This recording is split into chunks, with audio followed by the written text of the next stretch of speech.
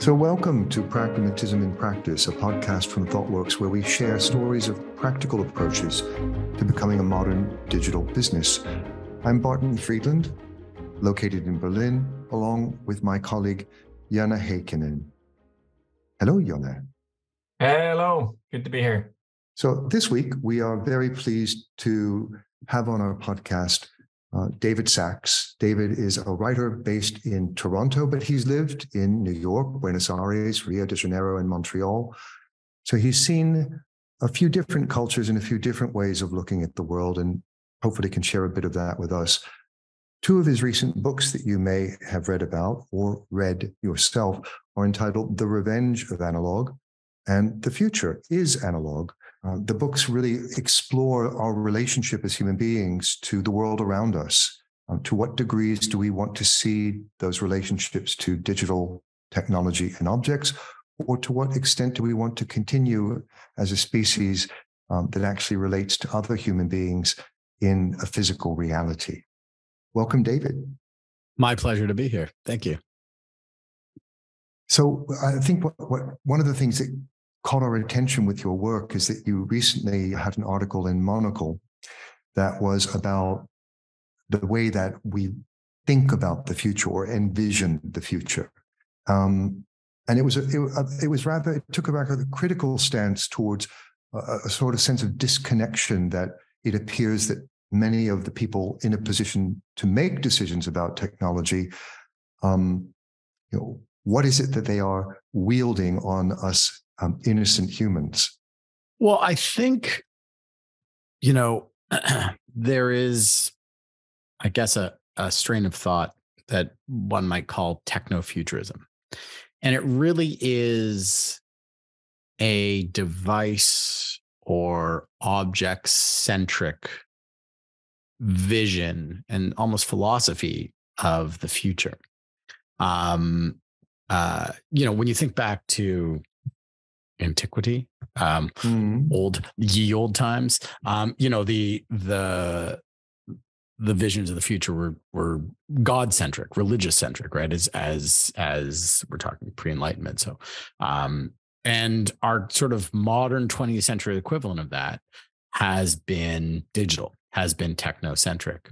Devices, robots, computers, artificial intelligence, if we want to talk about, data from Star Trek Next Generation,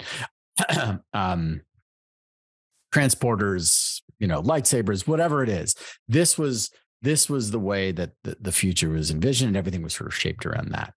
And I think that narrative has become so dominant over the past 3 decades because we've actually seen this tremendous transformation in the way we work and communicate through digital technology, through the internet and through smartphones and through the sort of constellation of combinations of those technologies that we're using right now to speak in 3 different countries pretty seamlessly and for free. Mm-hmm. In reality, we don't know what the future holds. We don't know what tomorrow holds.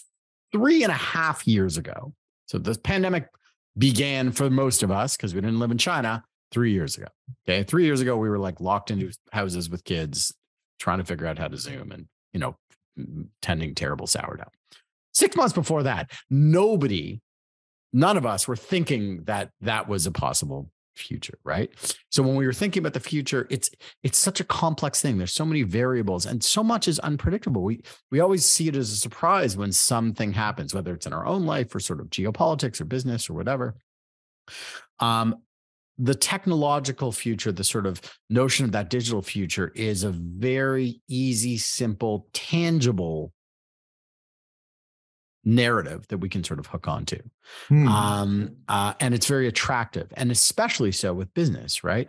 What's going to happen? What are people's tastes like going to be like in 10, 15 years? What are the social dynamics? It's hard, if not impossible, to predict that. Oh, well, what are cars going to look like? Oh, they're going to be electronic and they're going to fly. And, this is what someone is telling us, and this is where we should invest. And I think it's very attractive for business leaders, for company owners, entrepreneurs, managers, policymakers, because they're constantly being asked and pressure is put on them to think forward, think for the future, right? Future-proof things. And so these predictions, this sort of technologically driven narrative allows for a very easy and very sort of reassuring and confident way to speak about the future. Well, we know that we're going to be a digital first organization and that AI driven processes are going to be the most important. Oh, yes. Versus, well, we're not 100% sure what's going to happen in 3 years' time, so we should be cautious. Well, that's not seen as bold. But you're a bit stronger in the article. You kind of make this point that some of the product ideas themselves that are being launched upon the world are misdirected and actually bear no relationship to what humans might actually need. Right. Well, then it becomes a question of the tail wagging the dog in a way, right? Because the thing that's the future, that's the symbol of the future, that's the symbol of innovation and progress becomes a device or a technology or something that can be built and purchased and sold. And so then it becomes, well, how do we do this? So, let's take an example, right? A couple months ago, ChatGPT comes out from OpenAI, and every business leader gets called into the office of their manager and they're like, what's our AI strategy? It's like, oh yeah, all our customer portals are going to be driven by AI. Great, make it happen. Yeah, in the way that like, what's our wearables strategy? What's our app strategy? We need an app. How many horrible apps are there out there from companies and organizations and governments that are useless and pointless and waste of money and don't do anything to improve a process or customer interaction, but are seen as necessary by someone in order to get with the times, so to speak. So the way that you even express it, it comes across this energy of a kind of knee-jerk reaction, right? Mm-hmm. And that we aren't taking the time to think it through. Like if we think about the people that may be listening to this podcast and are thinking, my boss did actually come into me and speak to me last week and say, I want that AI thing done. What would you encourage those people to consider in making their decisions? What do they need to ask themselves so that they can do a better job of discovering a better future? As that is actually happening a lot, kind of these sort of the different sort of leaders from middle to senior executives, they're getting this sort of pressure both from bottom ups and also from the board. Like, what's the AI strategy? Well, I think the most important thing that I learned, and I hope many of us learned of the past couple of years, is the tremendous need and benefit of critical thinking around the implementation of digital technology, especially as a replacement for aspects of our analog lives. And so the questions are the most important thing, because anyone can sort of pull something out of a hat and combine ideas together and find products that will appear as though they're doing something. But in order for it to be effective, both from a, let's say, profitable standpoint, but also from this bigger question of building a desirable future, it needs to be able to address things that we as human beings ultimately need. At the end of the day, the AI is not there to serve the needs of the AI, or the technology is not there to serve the needs of the technology. It could very easily do that, and many things are built around that. It needs to serve the needs of humans. And what are the needs of humans? The needs of humans are not fundamentally different than they were 1,000 years ago, right? We need food, right. We need shelter, we need socialization, we need relationships, we need to feel valued. And so then the question becomes, okay, does this application of this technology serve that, or does it hinder it? Does it get in the way of it? And I think you think of an area like customer service, right? I have a friend, he has an AI chatbot customer service company that's been running for a couple of years, so it's nothing new. And, increasingly, those in the customer service field are being offered these tools, these tools are sort of being forced upon them, saying, you don't need a call center. You don't need sales agents. The AI is going to handle it to you. The chatbot's incredibly powerful, can answer any question. And it's true. In some instances, it really can.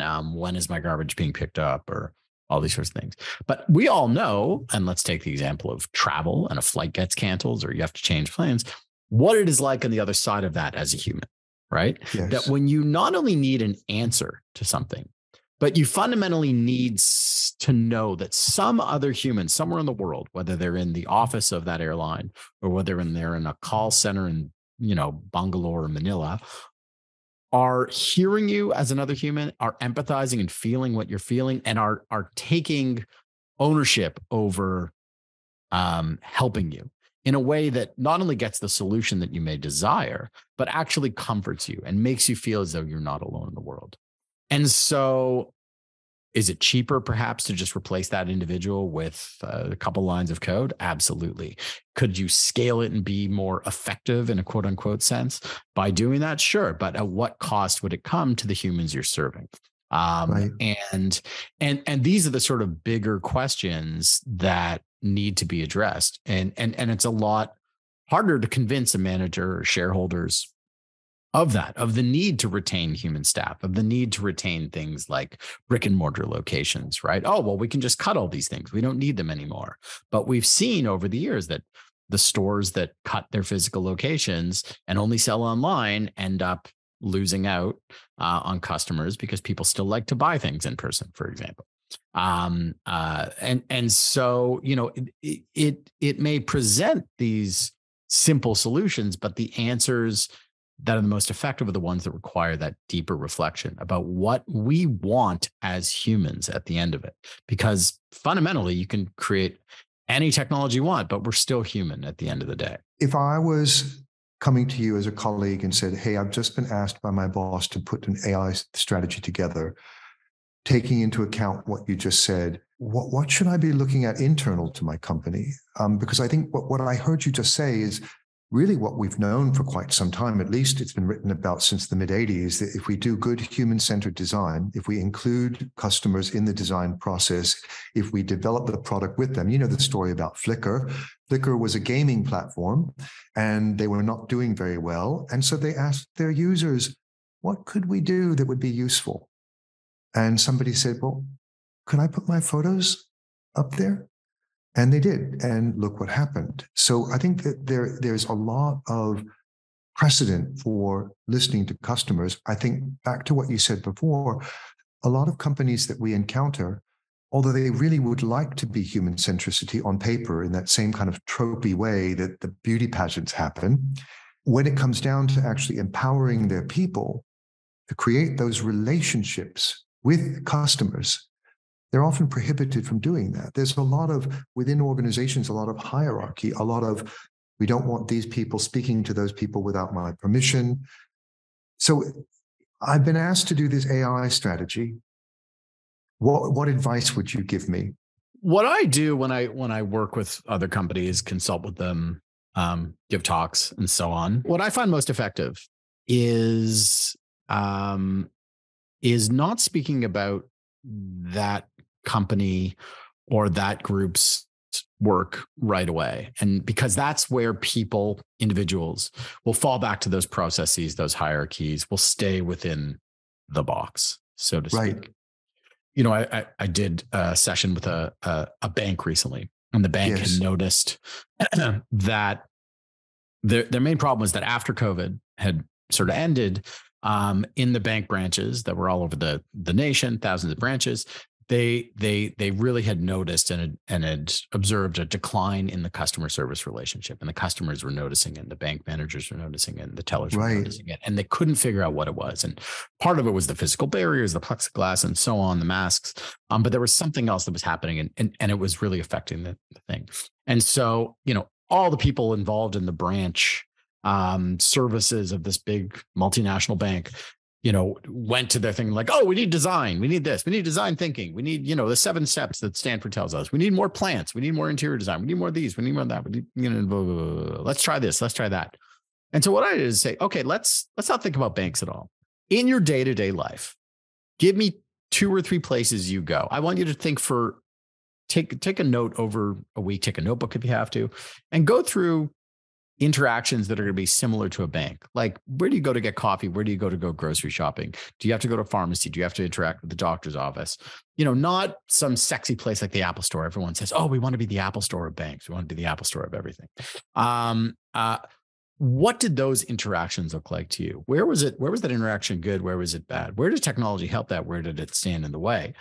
And only by getting people to reflect on, let's say, a parallel experience, which is in many ways a similar thing, do they sort of get to see beyond those hierarchies, beyond the systems that they're doing. And again, it's easy for them to ask those questions in that thing. Well, David, but I really like what you mentioned about kind of not really talking about the business, but really kind of diving deep into what are the 2 to 3 things that you kind of do and just figure out how to kind of get that better instead of trying to push, let's say, a technology for the use of kind of people to use. And I think what Barton referred earlier is a lot of kind of the customer centricity, which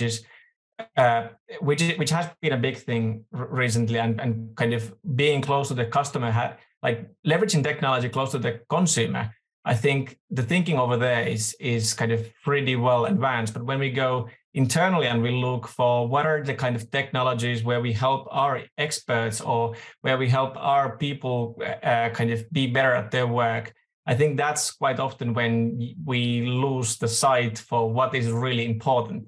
Yes. And when it comes to AI strategy, the angle that I have for those and I've been kind of using for those is decisions. Because if you think about AI, and if you think about what are the kind of role of AI for organizations and decisions, one way to define AI is that AI is basically a way to interact with the surrounding world through the decisions that we make, either through being very close to automation or having human in the loop for making those decisions and doing some sort of an action and learning from the outcome. And so instead of just kind of predicting from historical data, really learning from the kind of action, I think that's kind of learning in situ. Exactly. And then kind of when we talk about decisions, AI is really a way to augment organizations, the people that are making these decisions. I think that's kind of an interesting angle to approach. And really like, David, what you said about not focusing on more than what are the 2 to 3 things that you do. That's an approach that we've also been leveraging when we do AI strategies. What are the key decisions? What are the decisions that you do in different functions, in different lines of businesses?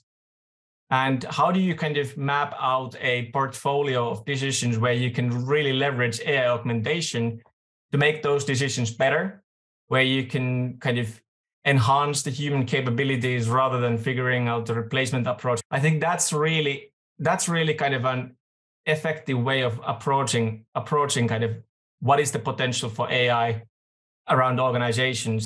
Yeah, so let me try to synthesize this, because I want to acknowledge, David, first of all, that the first part of the answer that you gave was a really lovely, pragmatic answer, because you were basically giving us a method for developing critical thinking, right? If we, because let's just review for a second how critical thinking works. It doesn't work like the knee-jerk reaction, make it so and get it done. It's not instrumental. You have to be in the shower a few times and let that idea come to you. The idea has to grow. And if I want to know an answer and I go to my grocery store and my pharmacy and all of these locations, maybe I actually never looked at it before. Maybe I never thought about it before. And then you're really helping me to kind of get those bearings. So that's something that any senior person in an organization could ask their staff to do for a week, right? To begin to develop those capabilities, those observation capabilities and those interpretation capabilities. Well, and I think that emotion is something that is central to everything we do. And yet in the world of science, in the world of data, in the world of business and management, emotion is a 4-letter word. It's something that's not discussed. You're not supposed to be emotional. We're talking about rational ideas. What is a rational thing? But as anyone knows, leadership, customer service, sales, you name it, any aspect of what differentiates one organization, one success, one country, one society, one individual, one family from another is largely based on emotion rather than sort of raw data or these answers of the thing that, right. oh, well, we found what the answer was. And so you look at any category of something. I mean, it's storytelling, it's tapping into emotion. Leadership is absolutely getting people to believe in the vision of something through this emotional process. And that's something that we can't distill down in a programmatic way. And yeah, no, well, all these visions of the future that are sort of technocentric really lack a basis in the, emotion. Like there's this artist rendering of everybody flying around in their hovercrafts or whatever the hell it's going to be, or their AI robots are hanging out with them. It's like, it's all happy, but like, what does a funeral look like? What is yes. it like when you're feeling lonely? I mean, we have these tremendous technologies of connection, and yet more people are dying of loneliness today than most diseases and pandemics out there. And that's true across most of the Western world and increasingly in the developing world. If we're not addressing that in what we're doing, in our critical thinking around technology, then we're just missing out on the core of human existence. Yeah, so it's critical thinking about human experience, and that should yield our visions of a future that we think might work for us. There's a story I want to share with you that's an analog to the story you just told about the interaction with human experience. There's some research that was done by some colleagues, Yuval Milo and Daniel Boinza in London. They followed the New York Stock Exchange for several years. They did ethnography during the period that the Securities and Exchange Commission mandated that all trading floors go electronic. Right? You had no choice about it. You had to go electronic. And there were a number of attempts that the New York Stock Exchange had tried. They didn't quite work, but they finally got to a place where they were able to automate. And then what was really interesting is that in 2010, there was a so-called flash crash of the NASDAQ market. And as a result, every trading floor around the world had to cancel their trades except the New York Stock Exchange. Why is that? Well, it turned out that, to your advice, when they built their system, for example, there used to be a human role on the trading floor called the market maker. And this is a role that a JP Morgan or Morgan Stanley can play, but it comes with a moral obligation.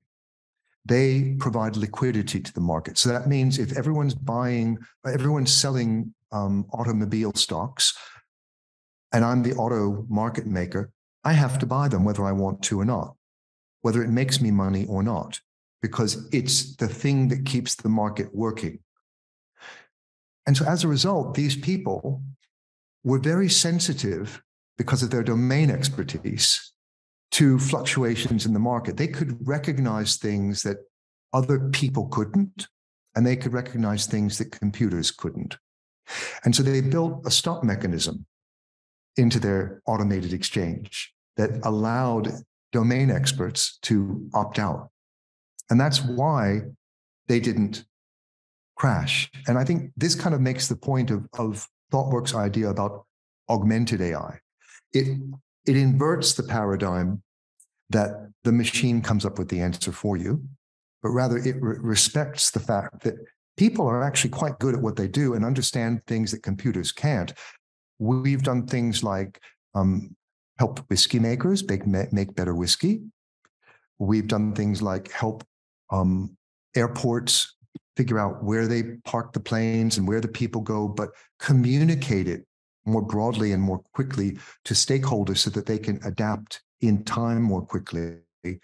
So the central concept that, as Jana pointed to earlier, is the notion that we want to interact with some sort of surface or thinking mechanism that reflects back to us the quality of our thinking, like a trampoline that helps us jump a little bit higher, see a little bit further, or see something that we didn't see before and then wonder about it. And I guess for me, it doesn't so much come from like, this is what I think Thoughtworks should do because it's going to make us a lot of money, although it can. Rather, it's inspired more from this view of what are we capable of as people?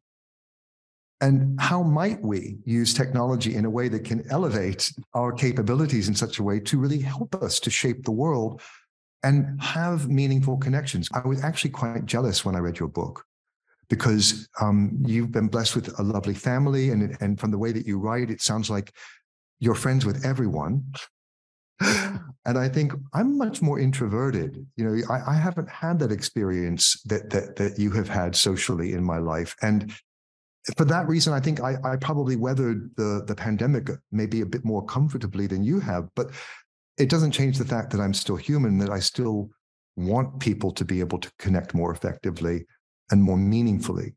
Regardless of what technology is coming around, we still have the same needs.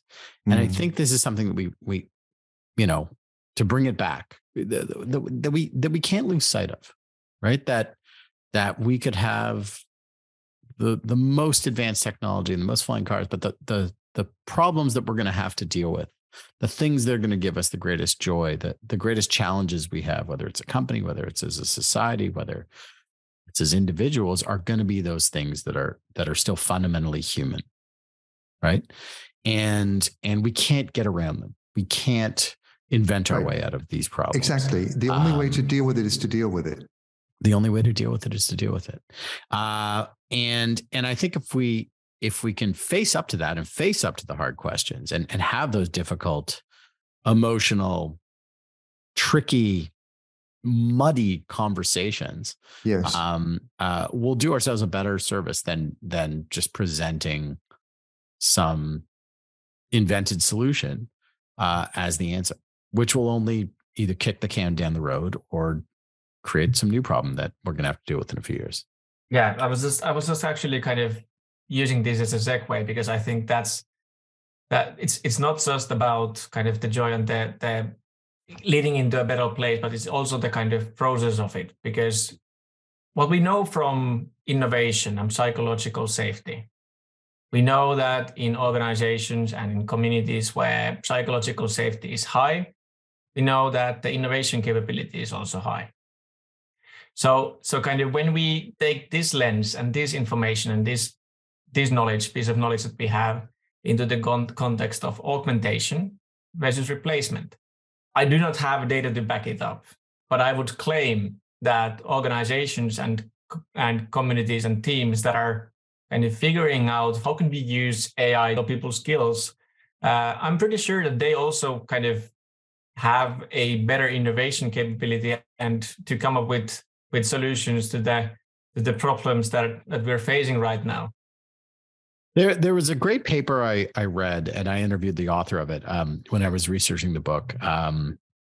He's there was a number of them. They were, I think, Cambridge. Joachim Krozen, I'm mispronouncing his name. The paper that he had talked about, it wasn't specifically addressing AI, but it was talking about technology sort of going forward, was this notion of craft.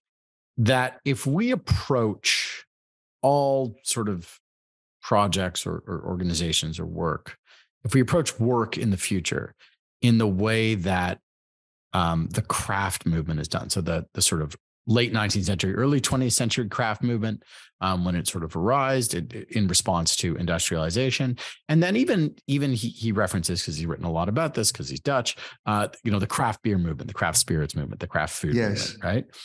That, humans have these capabilities and we can automate and mass produce and industrialize anything. And yet that doesn't always serve our purposes. And so what the craft movement asks and what it succeeds in, let's take beer for a good example, is saying, where does the technology, where does a streamlined, MBA engineer-driven process improve things, right? So you talked about consulting with a whiskey maker. Okay, so whatever, Macallan or whatever hires you guys. Great. Like, we're gonna work to streamline your payroll and your processes, and how can we control this technology can help control the vats better, or we can get the distillation process down to this. And yet at the end of the day, you want, and the value of Macallan or Nika, if you're into Japanese whiskey, is that human craft element. It's like, but fundamentally at the end of the day, like, what is the taste of this thing? And what gives it that story? And how does that make it so that somebody enjoys that whiskey or wants to pay more for that whiskey and so forth. And so think about that now in any sort of job, in anything from a dry cleaner on to, a car maker, right? What is it that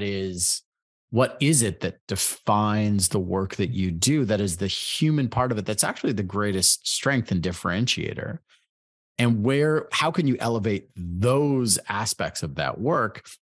And then where can technology, whatever technology that is, support that in a way that makes it, that frees up more time or more resources to devote to that type of creative thought or that type of, customer service. I think what you're articulating here is really like the leadership challenge of our time.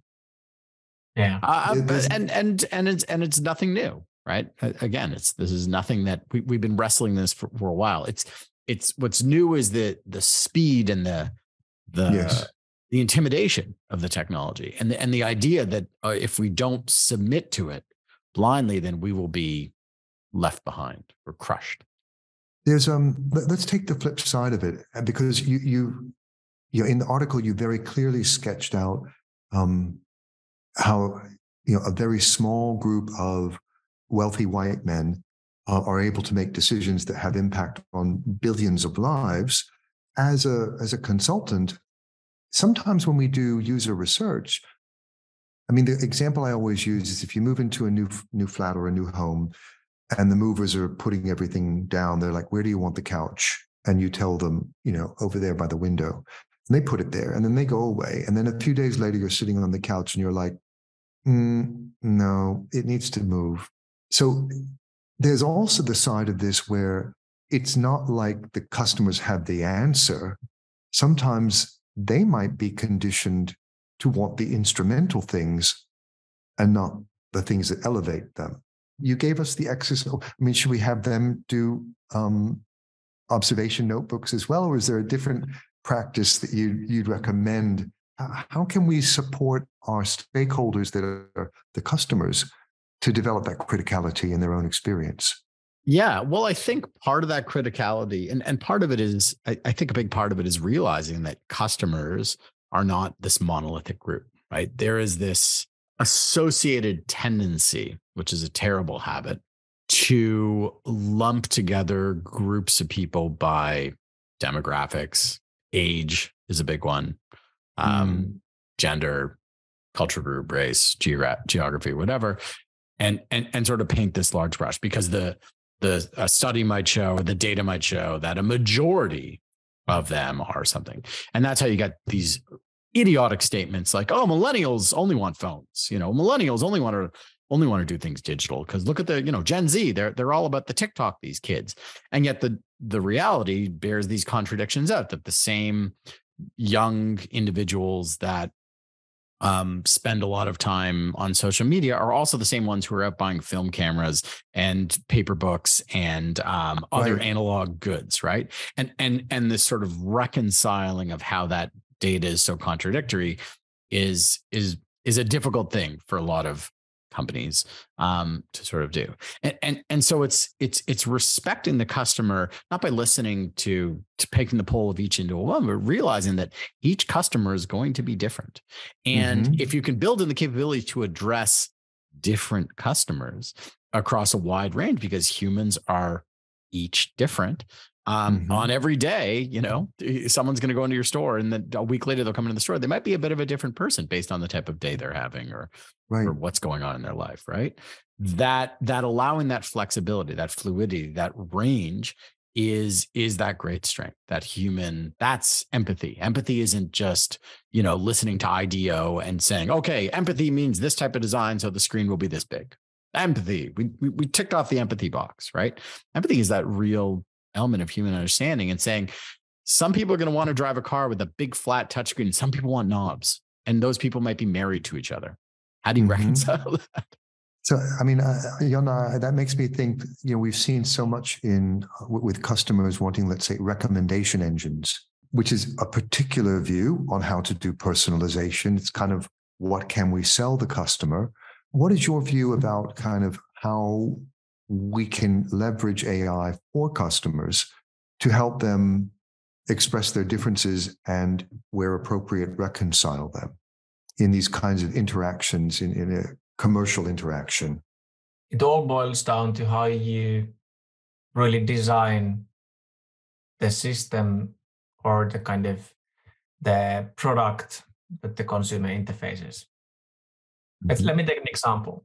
Spotify is a brilliant example where when you're using the system, you're actually telling a lot about your context that you're in, which makes the modeling and the role for the job for the AI really, really simple. And this is because Spotify has had AI experience know-how as part of their design. When they have been working on the system and the user experience, they have thought about kind of what is the information that we need from the consumer in order to be able to be more relevant, in order to be able to suggest more relevant music for the context that they typically are in. It's the tail that is wagging the dog.